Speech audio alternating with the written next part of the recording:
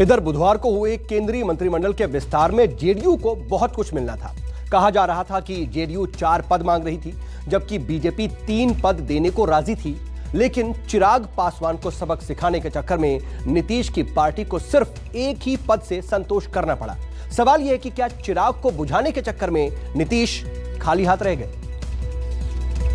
केंद्रीय मंत्रिमंडल के विस्तार में जेडीयू को सिर्फ एक पद मिला है। हालांकि आधिकारिक लिस्ट आने से पहले कहा जा रहा था कि जेडीयू को 2 कैबिनेट और 2 राज्य मंत्री मिलेंगे। जेडीयू के राष्ट्रीय अध्यक्ष और नीतीश कुमार के खासम खास रामचंद्र प्रसाद सिंह को केंद्रीय मंत्रिमंडल में शामिल होने का मौका मिला, तो वहीं एलजेपी के पशुपति पारस भी कैबिनेट मंत्री बनाए गए। कहा जा रहा है कि पशुपति पारस को केंद्रीय कैबिनेट में जगह मिलने के पीछे जेडीयू का ही हाथ है। लेकिन विवाद की वजह जेडीयू के रणनीतिकार राजीव रंजन उर्फ लल्लन सिंह का मंत्री नहीं बनना है।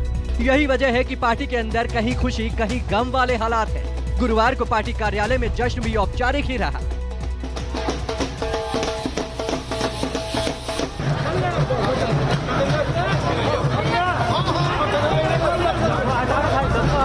मोदी मंत्रिमंडल के विस्तार पर चिराग पासवान ने भी नीतीश कुमार पर ही नाराजगी जताई। सांसद चिराग पासवान ने कहा कि चाचा पशुपति पारस ने मंत्री पद की लालच में आकर परिवार और पार्टी को धोखा दिया। साथ ही उन्होंने स्वर्गीय रामविलास पासवान की पीठ पर खंजर भोंकने का काम किया है। चिराग ने तो यहाँ तक दावा कर दिया कि नीतीश ने पारस को मंत्री बनाकर अपने पैर में ही कुल्हाड़ी मार ली और जल्द ही जेडीयू में बड़ी टूट होने वाली है। सबको नजरअंदाज कर आपने सिर्फ और सिर्फ अपनी रंजिश निकालने के लिए मेरे परिवार के सदस्य का नाम आगे कर दिया। ऐसा अपने पांव पे कोई कुल्हाड़ी मारे देखा नहीं मैंने कभी। मंत्रिमंडल विस्तार में नीतीश कुमार की पार्टी को महज 1 सीट मिलने पर आरजेडी ने भी जेडीयू पर तंज कसा। तिवारी का दावा है कि आरसीपी सिंह के मंत्री बनने के बाद जेडीयू में घमासान छिड़ चुका है। लल्लन सिंह पर आरसीपी सिंह को तरजीह दी गई और नीतीश कुमार ने जेडीयू को एक जाति की पार्टी बना डाला है। आरजेडी और कांग्रेस की माने तो नीतीश कुमार ने बीजेपी के सामने घुटने टेक दिए हैं, जबकि जेडीयू इसे विपक्ष की खींच बता रही है। जेडीयू को 1 मंत्री पद मिला तो राष्ट्रीय अध्यक्ष श्री आरसीपी सिंह जी शामिल हुए कैबिनेट में, लेकिन अभी तक आदरणीय नीतीश कुमार जी ने एक बधाई तक नहीं दी है।